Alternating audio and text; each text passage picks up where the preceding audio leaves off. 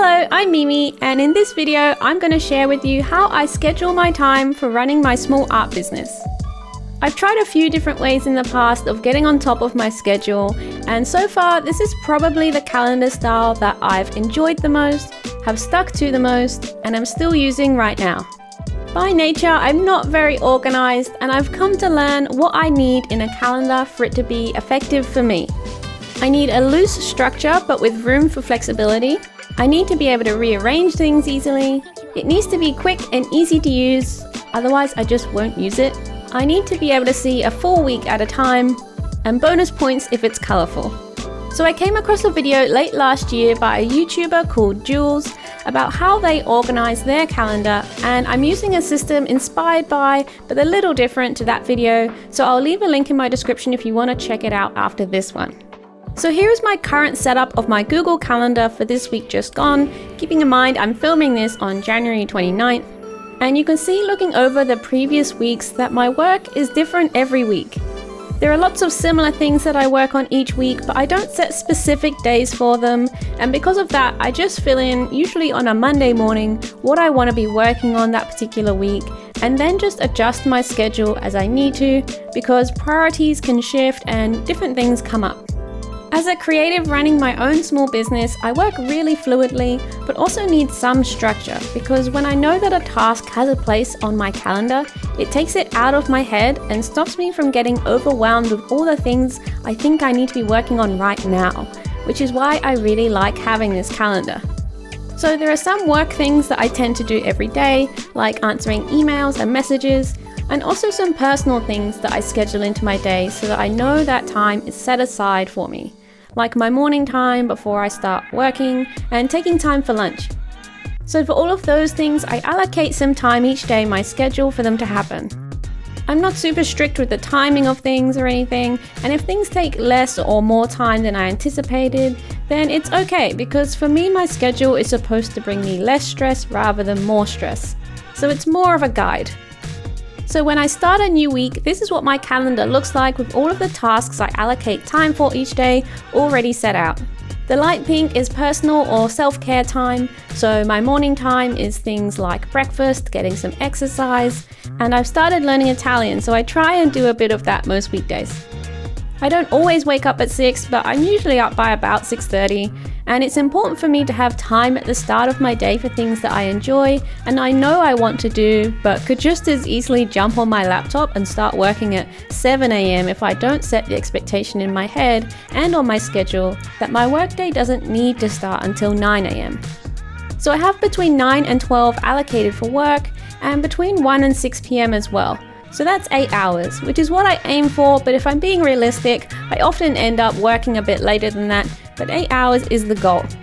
I set aside an hour in the morning for emails and messages, otherwise they might go unanswered for a few days and then I'll start feeling bad about it and it'll weigh on me, so I just allocate an hour every day for messages and emails. I don't always need that long, but sometimes I have an email about a commission or a licensing opportunity, and I need to do some research before I can give them a proper answer. Plus, everything just takes time. So if I have the time set aside, I don't feel like I'm taking time away from other things. At the end of my day, I have an hour for scheduling and wrapping up, and that's just a flag for me that it's almost evening and I need to tie up any loose ends, finish any little tasks I wanted to get done but didn't do yet, schedule posts or videos I've made, things like that. And then you can see that I have 6 hours left that I can fill with work tasks. I usually sit down on Monday morning and figure out what those tasks should be and what's a priority at the moment. And you can see I actually allow half an hour for this on Monday mornings. Each week is a bit different, but most weeks I work on some kind of video content, some kind of Patreon content, and some kind of illustrating. So let's schedule the first week of Feb and I'll show you how I plan. It's a new month, so I'll usually add in a bit of extra general admin time so I can look back over the previous month, see how things are tracking, and think about the new month as well and what I want to achieve. I'll allow a couple of hours for that, and that means I can have a whole morning set aside for planning and admin things, and it's also a nice thing I can do at a cafe or the library to get out of the house. So let's do that on Tuesday morning. I'll just call it planning and log it under admin so that it's color coded to the darker pink. It's also the start of a new month on Patreon, and I usually try and release the latest set of wallpapers within the first few days, so let's schedule in an afternoon of making Patreon benefits. And I know that to make wallpapers and the bookmarks for Patreon takes me about 2 hours total. I'll call it Patreon wallpapers and bookmarks and allocate it as Patreon tasks, which is color coded to green. I don't always schedule in when I'll post the Patreon benefits because it's usually just a really quick and fluid thing to do, and I'm just in the habit of posting something to Patreon every 2 or 3 days. So I just schedule in when I'm creating the assets so that they're ready to go ahead of time. Until very recently, I was posting things the same day I made them. So a big goal for this year is to get ahead on content, which is why I'm trying to make things at least a few days in advance at the moment. So I'll be posting this video you're watching now on Wednesday, so let's spend most of Monday editing it, and I'm hoping it won't take too long because it's quite a simple video, but also I'm not very fast and I'm editing this one on my own, so there's a chance it'll take me longer. Tasks that aren't admin and aren't specifically for Patreon, I log under creative tasks. The thing with being a creative making content is that you can't be 100% certain how long something will take you, because all of my videos are a little different and all of my illustrations are a little different. So what you think will be straightforward sometimes takes way more time or sometimes less time, which is why I need flexibility in my schedule. I also want to spend some time illustrating this week, so I'll schedule in a couple of hours on 2 of the afternoons.